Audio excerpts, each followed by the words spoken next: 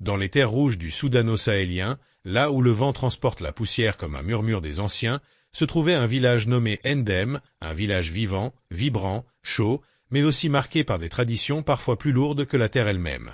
C'est dans ce décor que naquit Samba, un enfant fragile, à la peau couleur écorce et aux yeux d'un marron profond, si profond qu'on aurait dit qu'il portait déjà tout le poids du monde. Samba n'avait pas 3 jours que le malheur s'abattit sur lui. Sa mère, affaiblie par un accouchement difficile, rendit son dernier souffle en tenant sa minuscule main.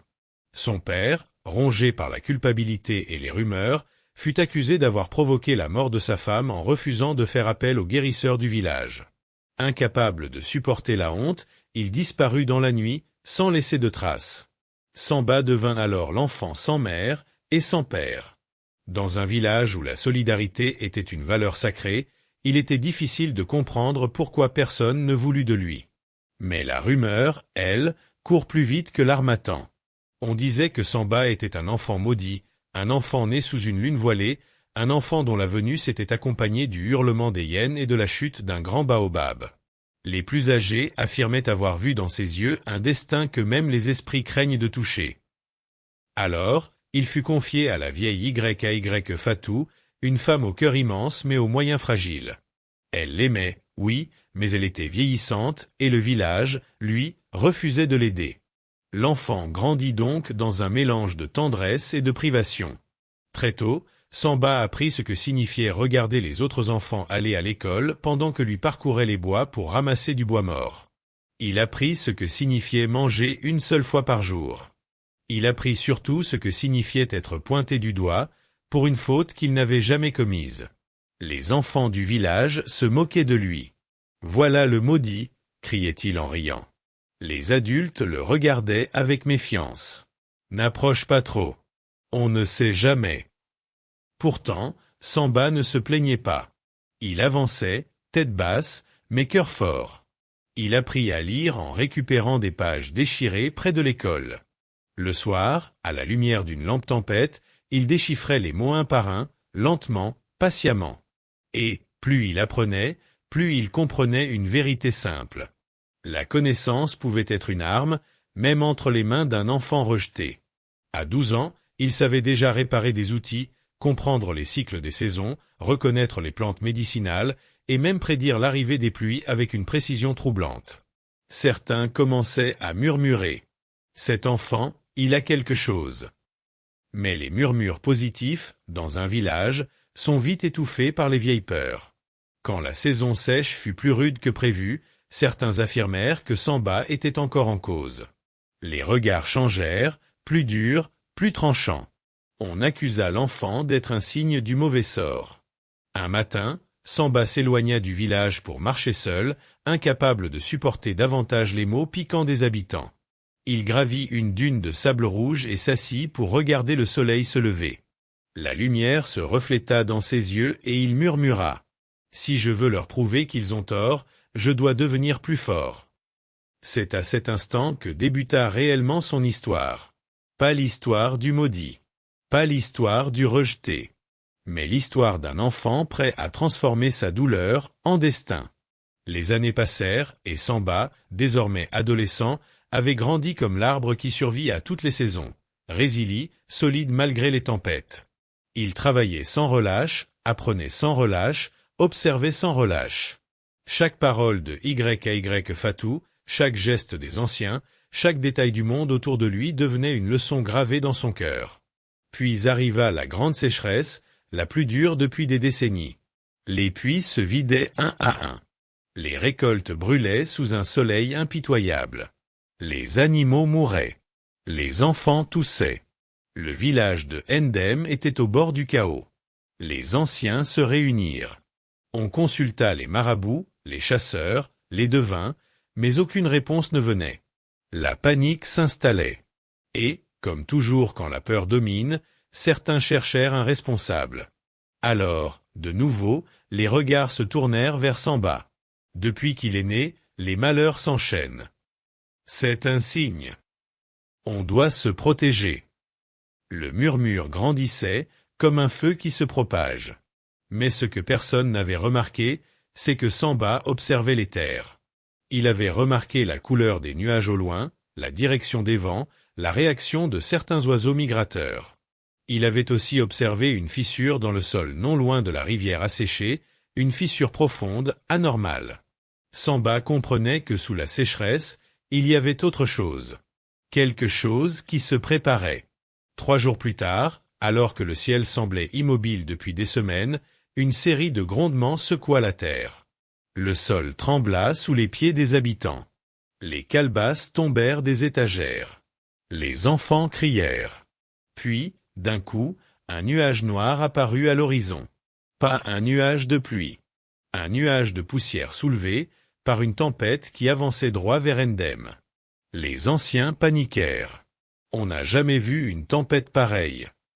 Nous allons tout perdre. Cette tempête était différente, plus épaisse, plus violente, plus rapide. Une tornade de sable et de vent qui pouvait détruire les maisons, les greniers, tout ce que le village possédait. C'est là que Samba se leva. Un adolescent seul, face à toute une communauté. Il parla d'une voix ferme. « Je sais ce qu'il faut faire. » Les habitants éclatèrent de rire ou de colère. « Tu n'es qu'un enfant. Tu crois vraiment que tu vas nous sauver? Tu es celui qui nous porte malheur. » Mais Samba ne recula pas. Il expliqua que la fissure qu'il avait observée indiquait une pression souterraine. Il affirma que la tempête, plutôt que d'être un malheur, pouvait être une opportunité, l'occasion d'orienter les vents vers ce point précis pour dégager un ancien lit de rivière, enfoui depuis des années. Son idée semblait folle. Un enfant qui prétend comprendre la terre mieux que les anciens? Voyons. Mais YAY Fatou, fragile mais toujours lucide, éleva la voix. Écoutez-le. Cet enfant n'a jamais voulu de mal. Donnez-lui une chance. Le temps pressait. La tempête arrivait. Et, face au chaos, même les plus têtus comprirent qu'ils n'avaient rien à perdre. Alors, sous les ordres d'un adolescent rejeté, les habitants se mobilisèrent. Ils renforcèrent les toits, creusèrent un canal de dérivation vers la fissure, dressèrent des barrières de pierre pour rediriger la tornade. Et lorsque la tempête arriva, déchirant le ciel de son rugissement, le village tint bon. Le vent, guidé par les obstacles, se canalisa dans la direction prévue. Puis un grondement immense se fit entendre. Le sol céda. Une ouverture s'ouvrit. Et, dans un souffle que personne n'oubliera jamais, l'eau jaillit. Une source. Claire. Puissante. Abondante. Samba venait de sauver le village. Ce jour-là, ce n'est pas la terre qui trembla. Ce n'est pas le vent qui cria. Ce furent les certitudes des habitants qui s'effondrèrent. Le village de Endem retrouva la vie. La nouvelle source devint un trésor, un miracle que l'on racontait dans les villages voisins. Les femmes venaient y puiser de l'eau fraîche. Les enfants y jouaient. Les plantes reverdissaient. Les animaux revenaient. Pour la première fois, les gens regardaient Samba non plus comme une menace, mais comme un sauveur. Le chef du village demanda à le voir. Ses mots furent lents, lourds, remplis d'une honte qu'il n'avait jamais avouée. « Samba, nous avons eu tort. Tu nous as sauvés. Le village te doit tout. » Samba, lui, baissa les yeux. Il pensa aux années de souffrance, aux insultes, aux moqueries, à la faim, aux nuits passées à pleurer en silence, à YAY Fatou qu'il avait protégé comme elle pouvait. Puis il dit simplement « Je n'ai fait que ce qu'il fallait. » Les jours suivants, Samba fut invité à participer aux réunions des anciens. On lui demanda de partager ses connaissances. On lui demanda même d'enseigner aux plus jeunes. Et, pour la première fois, il fut traité comme un être humain. Mais la plus grande émotion vint quand toute la communauté, d'une seule voix, décida de renommer la nouvelle source. Ils l'appelèrent Ngir Samba, la source de Samba. YAY Fatou pleura ce jour-là. Pas des larmes de tristesse. Des larmes de victoire. Des larmes de mer. Les années suivantes, Samba devint une figure incontournable. Il construisit un système d'irrigation, planta une forêt communautaire, enseigna aux enfants l'importance de comprendre la nature et de se comprendre soi-même. Le village prospéra comme jamais auparavant. Mais Samba n'oublia jamais son passé. Il savait que la souffrance forge autant que la réussite. Il savait que les blessures peuvent devenir des forces. Et il savait surtout que la valeur d'un être humain ne se mesure jamais au jugement des autres. Alors, lors de la fête annuelle du village, Samba prit la parole devant toute la communauté. Sa voix résonna avec douceur, mais aussi avec une force tranquille qui fit taire même les plus bavards. « Je n'ai jamais voulu être votre ennemi. Je voulais seulement exister. Pendant des années, j'ai cru que je devais prouver ma valeur. Mais j'ai compris quelque chose. Ce n'est pas l'opinion des autres qui définit qui nous sommes. Ce qui nous définit vraiment, ce sont les choix que nous faisons, même quand personne ne croit en nous. » Un silence profond enveloppa la place. Puis, Samba ajouta doucement. « N'abandonnez jamais quelqu'un parce que vous ne comprenez pas son destin. » Ce fut la plus grande leçon que le village ait jamais reçue.